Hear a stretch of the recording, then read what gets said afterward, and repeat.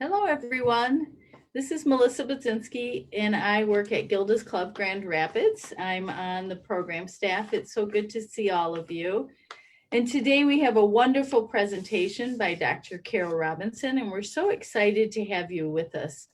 Dr. Robinson, we're so grateful that you're spending some time with us, gifting your time and wisdom to help get this really important information out to our community about advanced care planning and about thinking ahead about what we want to do, what we want to have happen, people that we want to have in our lives that are good advocates for us as we move forward in life, because things happen.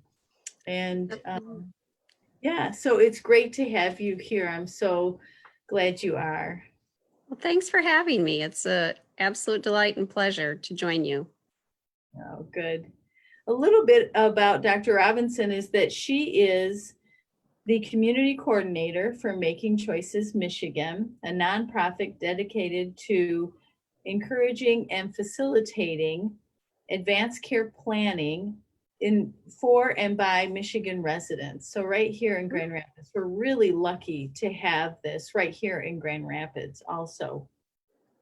Dr. Robinson has a varied nursing career, both clinical and administrative leadership positions. Her clinical specialty has been focused on adults and children in life-limiting illnesses. Her passion for the care of the chronically ill patients and their families led to extensive experience with patients with communication skills about those health choices that people and quality of life and treatment preferences that they make at the end of their lives. So Dr. Robinson is going to chat with us here and help us to learn how to find the information, what information we might want to find, and what to do with that. So I'm so excited, so glad that it's really important time also in this COVID culture to really be talking about this. Mm-hmm. We often tell our members at Gilda's Club that this is a conversation that people should be having, whether they're in crisis or not, and best to have it before crisis happens. But it is always good to have then also when we're faced with our own decisions to be made too. Mm-hmm. So why don't you tell us, what is advanced care planning? What does that mean? Well, advanced care planning is actually a process, if you will. So it starts with a conversation, and it can start out with your family members or people close to you or your healthcare provider. But it's not as much about end of life as it is about what a good life looks like to you and living well. And so that's the first myth I always try to bust, is because everybody thinks this is a talk about death, and it's really more a talk about life and how you want to live it.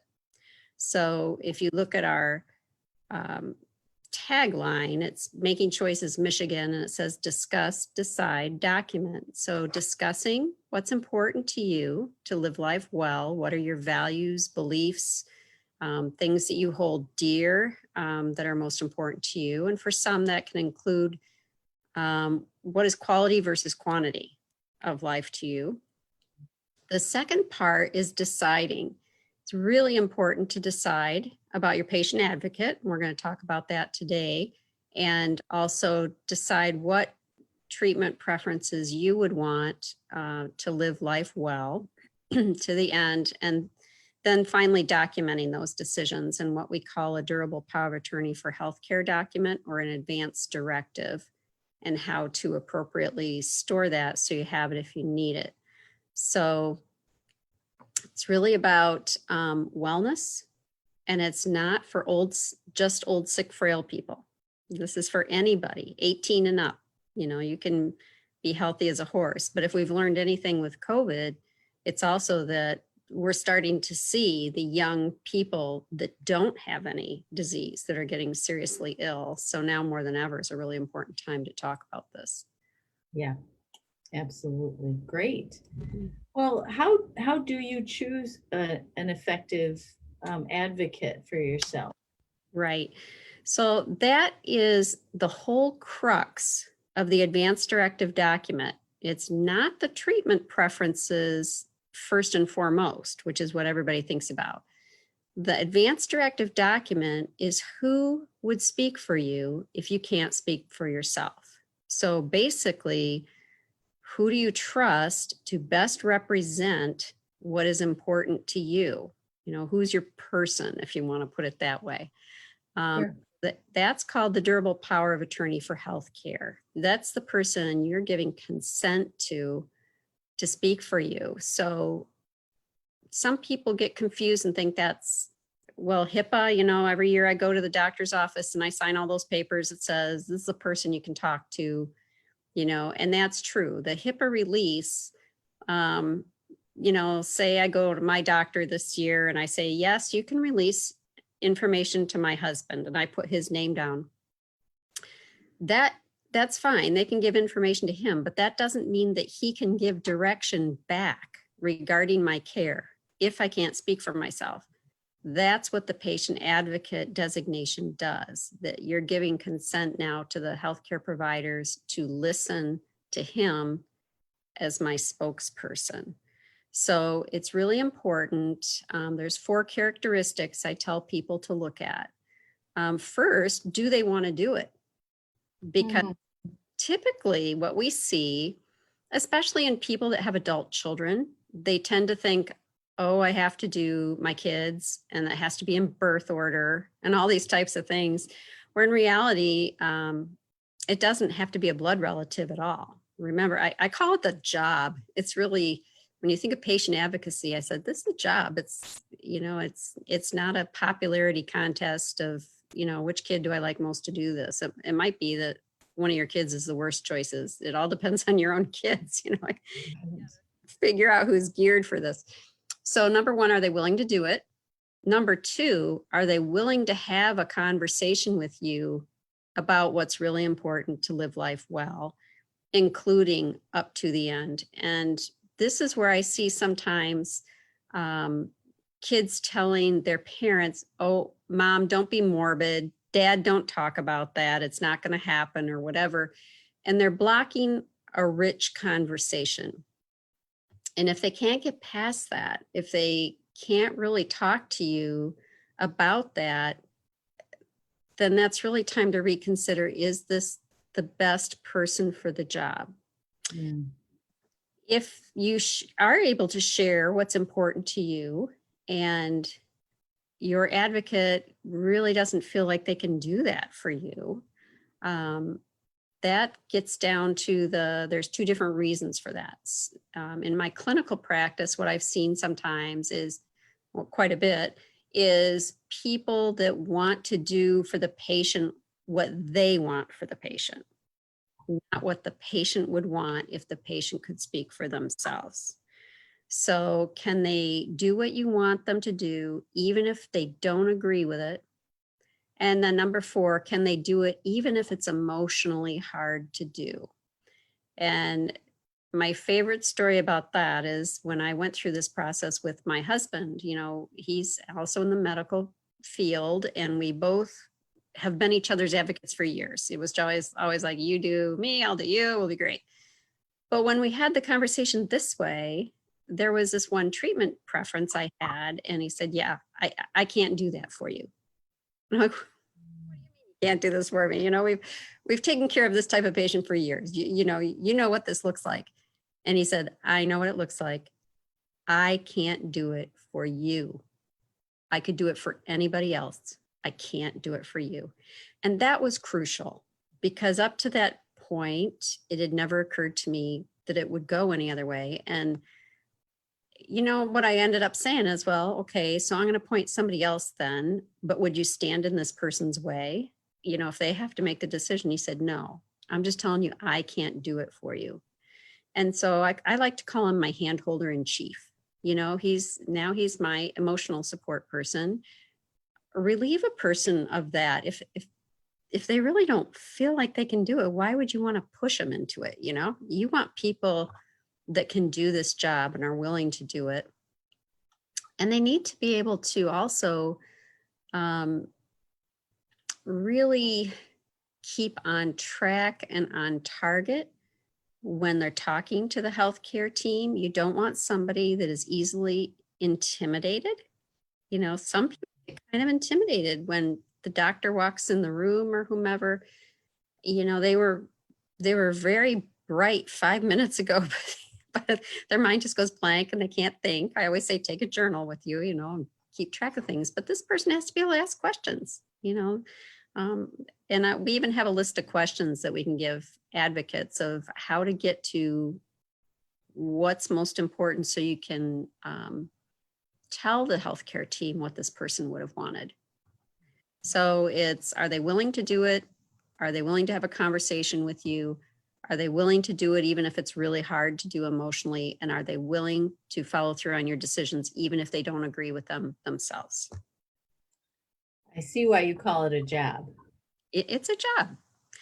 And I also, for the people that do it, I've done it a number of times. I consider it a privilege. Some have been relatively quick. Some have been temporary.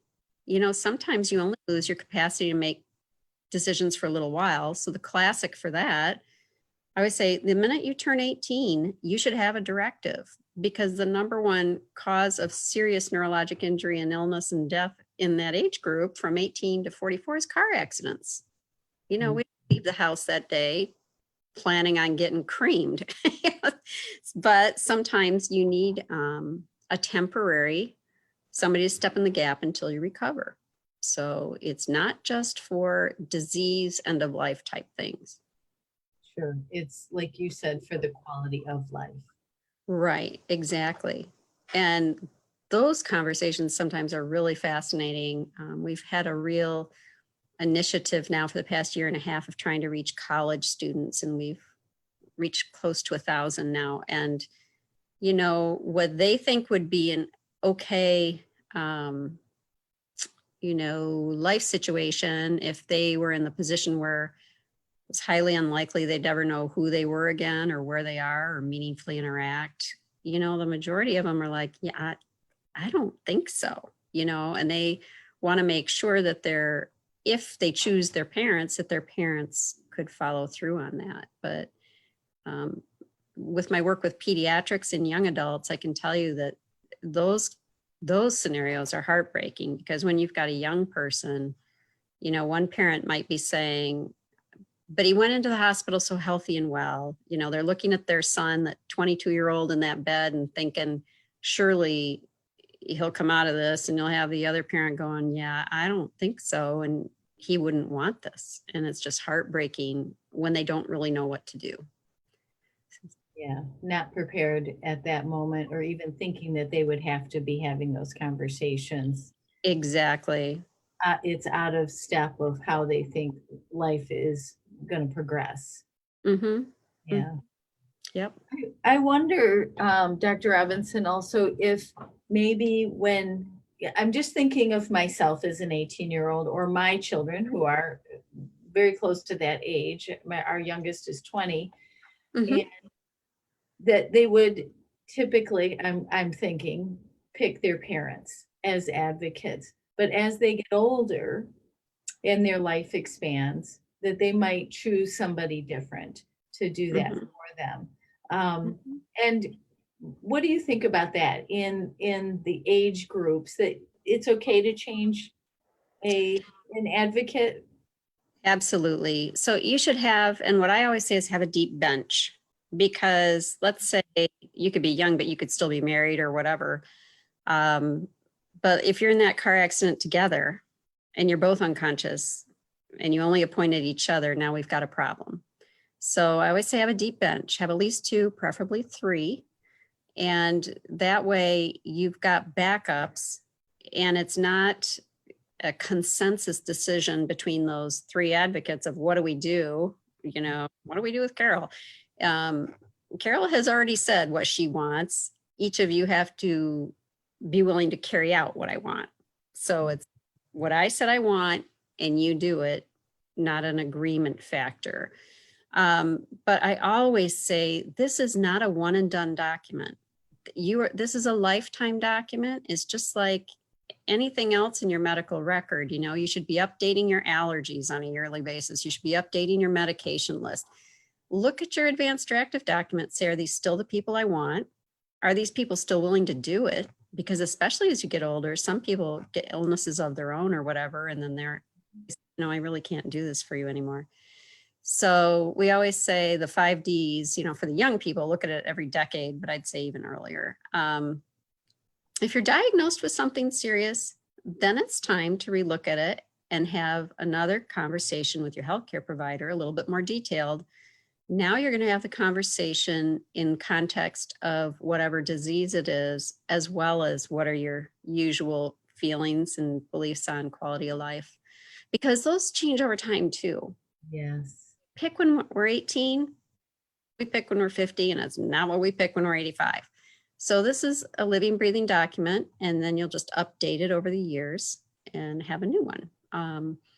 It's also important if you've already got a chronic illness and it's been stable for a long time, but now you're starting to see a more rapid decline. A good example, people with MS, that they've had it for years and they've been stable, and all of a sudden they really start to see a lot of changes.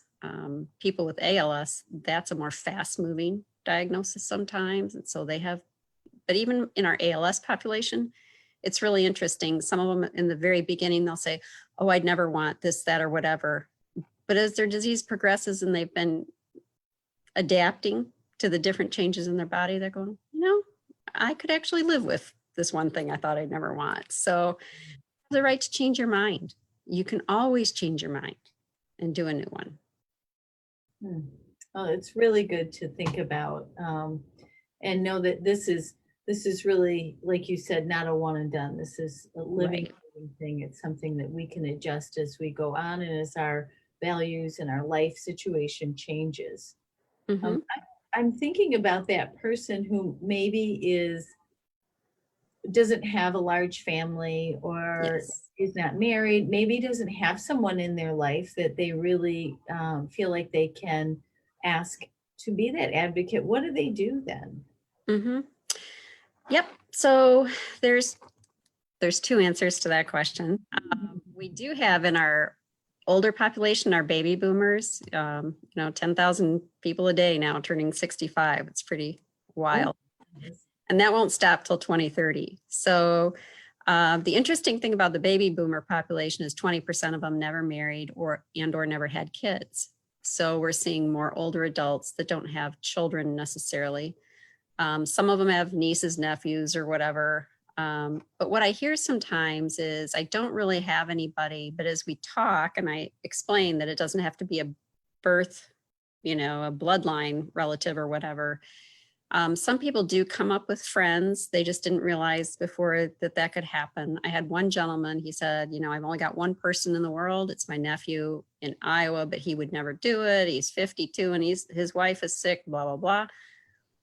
I said, why don't you at least, if you feel comfortable, at least talk to him and I'll get back with you in a few weeks. And he was just absolutely thrilled. He said he called his nephew and he said, I'd be honored to do that for you. So that's the other thing. I always tell people, I hear the word burden a lot. I wouldn't want to burden somebody. And, everybody's definition of burden is different. So you're not going to know if it's a burden until you ask the person. And, sometimes people do say, yeah, I'm not sure I want to do that. But other people say, I'm so honored that you asked me. So for the truly, what we call the solo elders, people that truly don't have a person in the world, we still do the quality of life piece of the conversation and we document for them. So what you need to know is in Michigan, a couple things about this is first and foremost, the doctors can't just, if you come in with a list of things, I want this and I don't want that or whatever, but there's no patient advocate named, they're not legally required to follow that. That's not what the law says. The law says you must have an advocate. You can attach your preferences. That's what some people call the living will piece, and then that's kind of like the gift. I always say that you're giving your advocate and the healthcare team, that's kind of the guide of what you want. So if they don't have that, and in Michigan, we also don't have a law that says, say I am 18 and I get in that car accident, the law does not say your parents are automatically it. That is not the way Michigan works. You're a free agent the day you turn 18. Now they might turn to your parents, but remember, I've talked about that before, where the parents don't always agree on this one, and they don't agree vehemently. So if there's truly no one in the world, we'll still write down your treatment preferences and we'll store them. And we can talk about that in a minute of where we store them. But if there comes a time that you need a patient advocate because you no longer have capacity, then the hospital's going to go to court, to the probate, to get a guardian appointed for you. So this is somebody you've never met, court appointed guardian. But if they've got some sort of document that said, this is what this person held near and dear to their heart, this is what was most important, this is where they would like to be at the end of their life if they had a choice. They'd rather be at home, they'd rather be in a facility, they'd rather be in a hospital, all those types of things. They do or don't want to be an organ donor, all that kind of stuff. It at least gives the guardian something to go on. But we really try to help people explore their options, because when we sit down and talk with them, a lot of times they're like, I never thought of that before. Yeah. Oh, great. Well, it's really good to know. And that more detailed information for people is also on your website. Mhm. We can email you all, I'm assuming. Yes. And ask those questions and you'll help them with that. Yeah, we're happy to ask any question either through the contact us on our website, or you can call us. It's all on the website, but it's 616-421-4840, and you'll get somebody and we can walk you through it. Okay, great. Yep.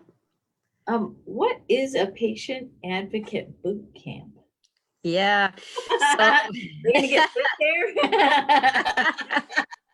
Well, I hope I've given you a little bit of impression so far that it's more like, here, sign this, which is what so many people do. They sign up, sure, I'll do it, and never talk about it. So you're already getting part of 101.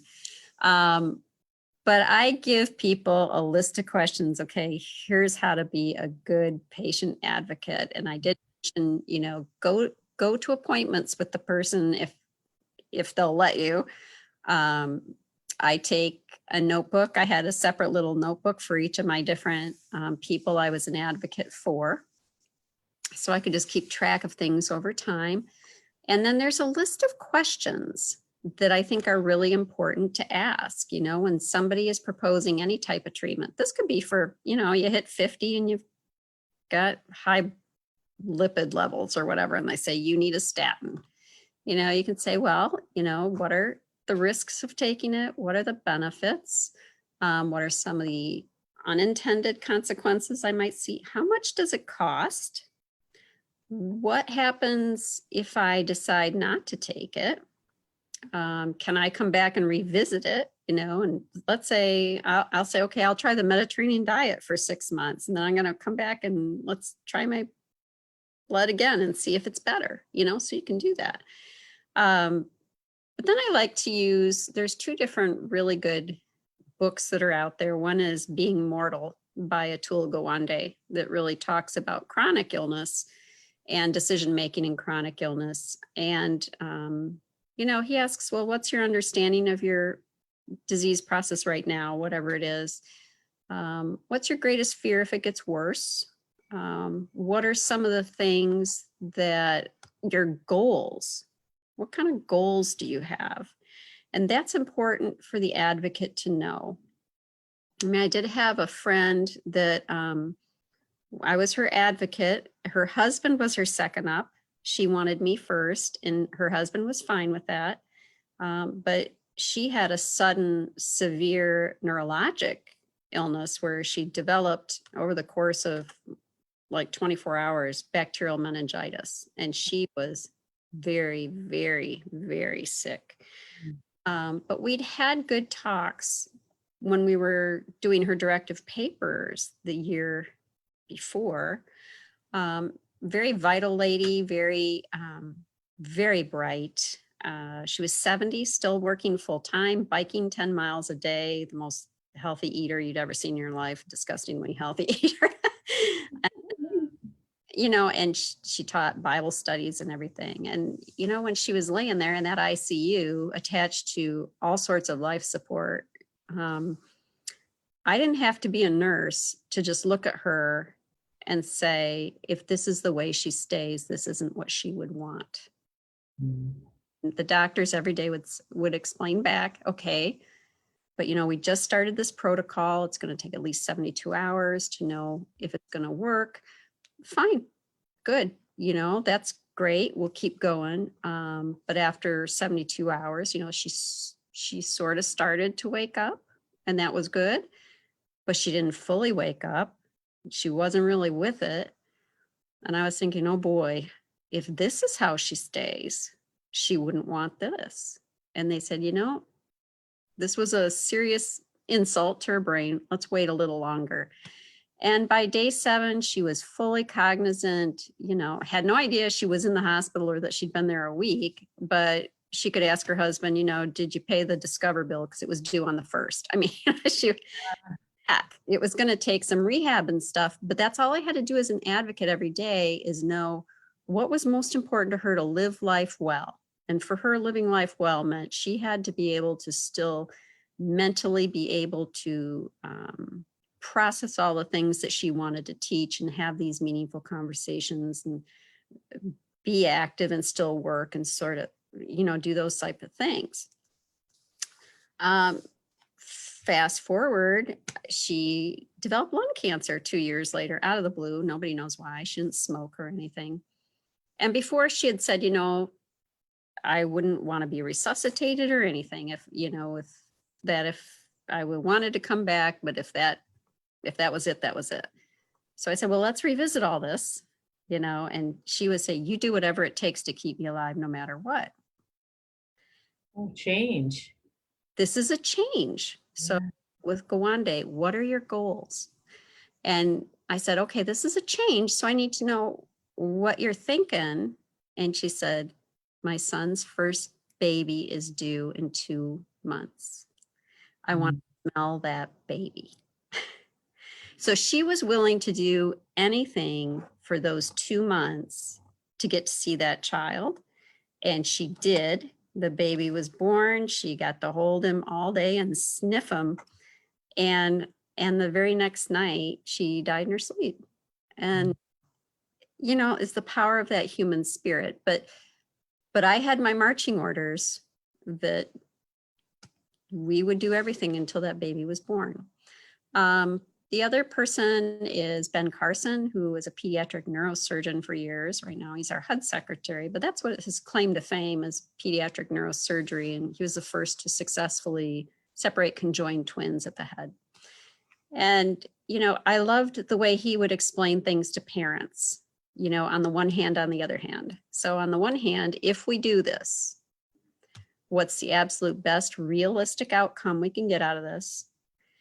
And what's the worst realistic outcome if we do this? On the flip side, if we don't do it, what's the best we can get? And what's the worst we can get? So there's 4 different answers there. Because a lot of times people only hear, if you do this, this will happen, the good thing. And if you don't do it, here's the bad thing that's going to happen.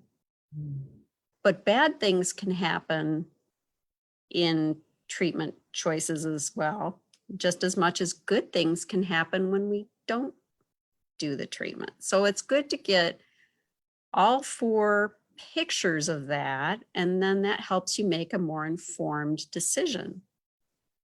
And the example I use for that is another good friend I had who was diagnosed with a really rare, rapid type of cancer when he was 52. And it was so rapid that there weren't any proven, this is the protocol, because it just would always move so fast.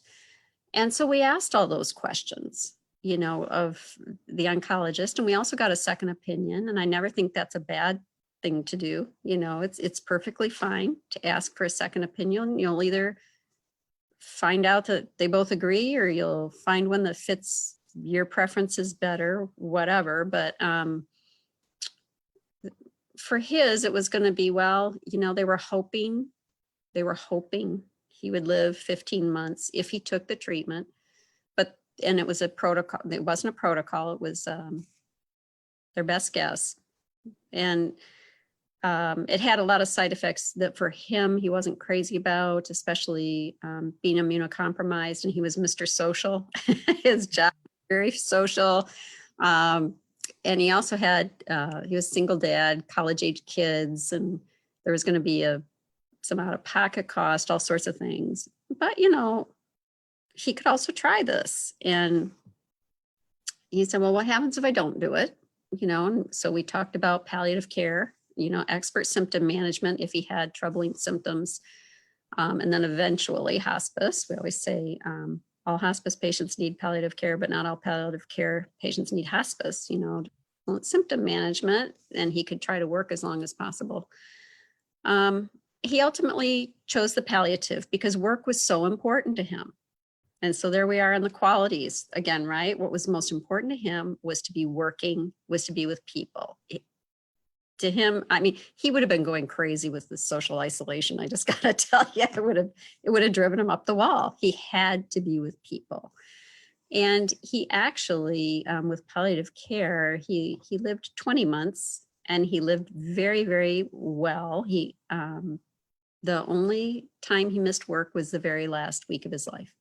So for him, it all worked out okay. And I always tell people, I am value neutral. All of our facilitators value neutral. We're just going to ask you questions to help you figure out what works best for you. And that's what you write down. It's going to be different for every person. I always admire, my mom was a breast cancer survivor and hers was in 72 when, breast cancer treatment did not look then what it looks like now. Yeah. And we need to thank all those women that said, pull out all the stops. It might not work for me, but I'm helping somebody down the road, So some people will go for all that stuff, clinical trials and everything. And some will say, I don't think so. Whatever your choice is, that's fine, but make sure your advocate knows it. And make sure that you have your advocate in place. When people say, I'm not ready for that yet, that really concerns me. When I'm not ready for that talk yet, because like I hope I've gotten the point across that our 18-year-old well people should be doing that. Everybody should have this document. Yeah. Well, it makes me think of when you were talking about people being worried that it's a burden for someone else, when in actuality, when your needs and wants are not listed out, that becomes a burden. And Yes. the people in your circle are trying to guess at what the next thing is, the next decision is being made, the next treatment Right. to be made. If you're not able to make those decisions, then it becomes a great burden. This unknown. It's huge. And in our palliative care world, there's actually been some really good research studies on this of studying patient advocates. And there's one classic study in 2012 that showed that with patient advocates, after a person died, they would go back 6 months later and measure how they were doing. And they found that the people who were an advocate but had not had meaningful conversations had a much higher degree of stress, anxiety, and actual post-traumatic distress syndrome, because they're never going to know if they made the right choice. They keep mulling it over in my mind. Did I do the right thing? But they'll never know because the person never shared it with them or they didn't ask. So yes, absolutely. Every time I've been an advocate, I'm not saying it's an easy thing.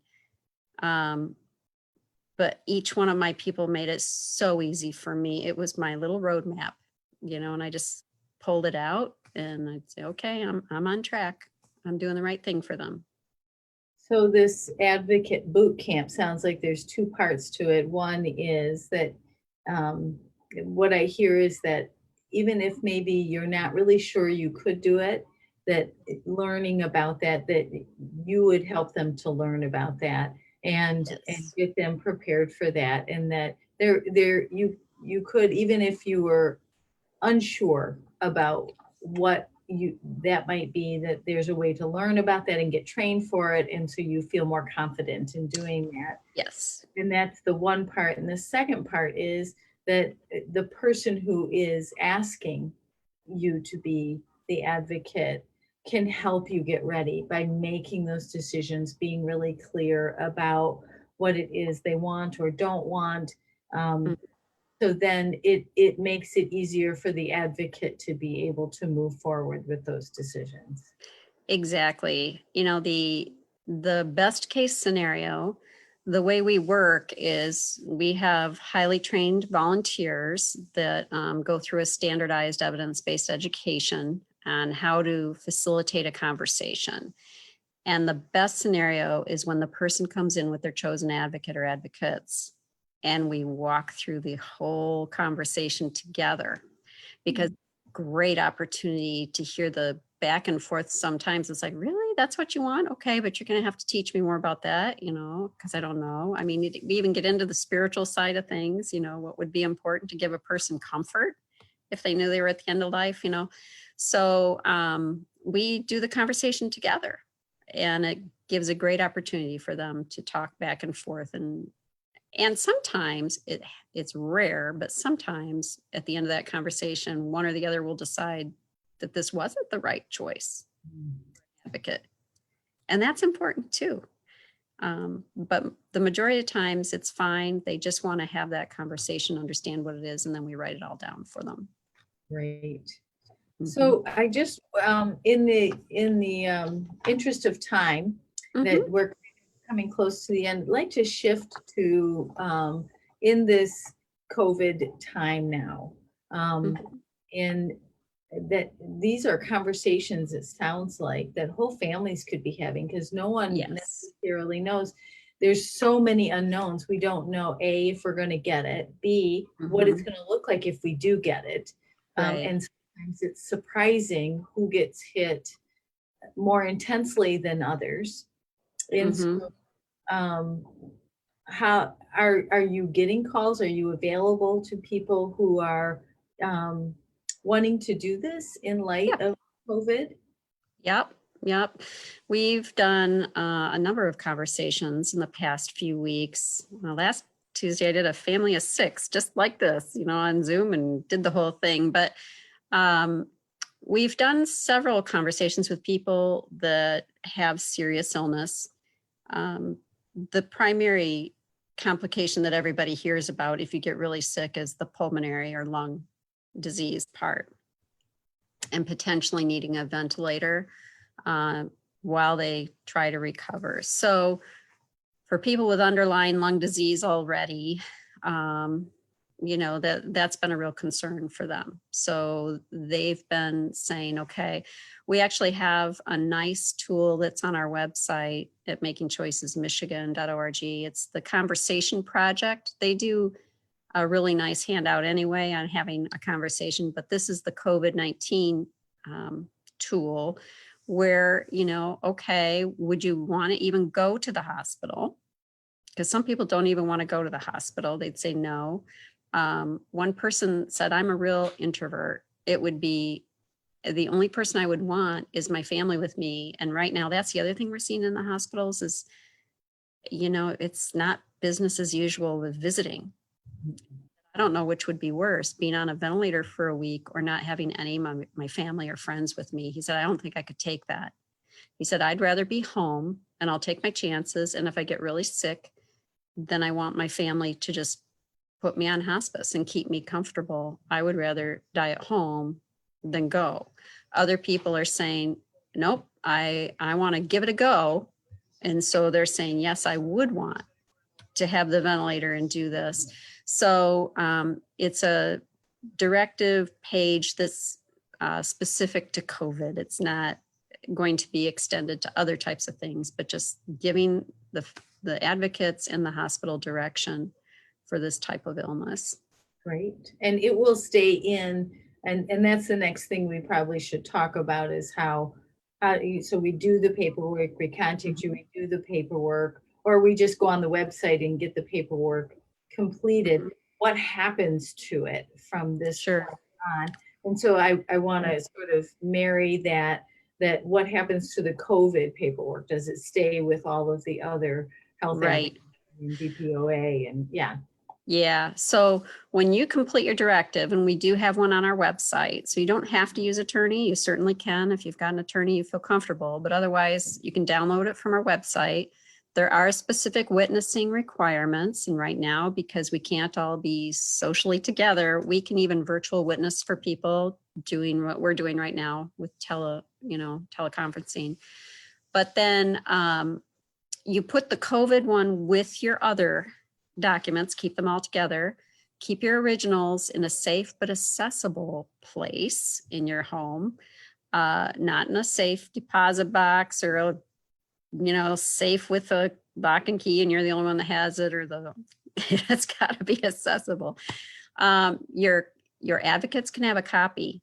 And that's legal in Michigan. So you'd want to give them copies of all that, and you can email it to them if you've got a scanner at home or whatever. Or we've made PDF scans for people and email it to them, and then they just shoot them out to their advocates.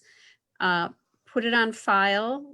You can give it to your doctor, but right now, the other thing we can do is register it with what we call Great Lakes Health Connect or MyHIN, which is a health information exchange. So throughout the state of Michigan, the majority, like 85% of hospitals are on the MyHIN Great Lakes exchange. So let's say I fill it out and I usually go to this hospital, but I went to that hospital. Doesn't matter which hospital I usually go to, they can grab it off the cloud-based server and have a copy of the directive. So keep it all together, keep it in a accessible place, make sure your advocates have a copy, and we highly recommend you upload it with us. And we've got the directions of how to do that on our website as well under our documents tab. Excellent. Well, as we wrap up, I have one other question does it cost to use your services?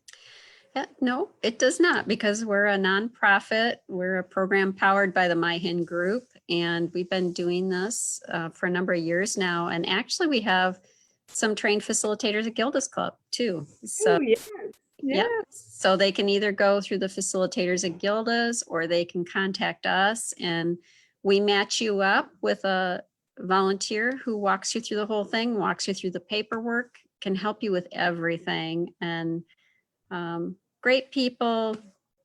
Some people finish it all at once. Some people want to meet with us a couple times before they get it all done, and that's okay. I encourage people to at least look and to start, if nothing else, for sure, have the conversation. But we'd really love it if people would assign their patient advocate.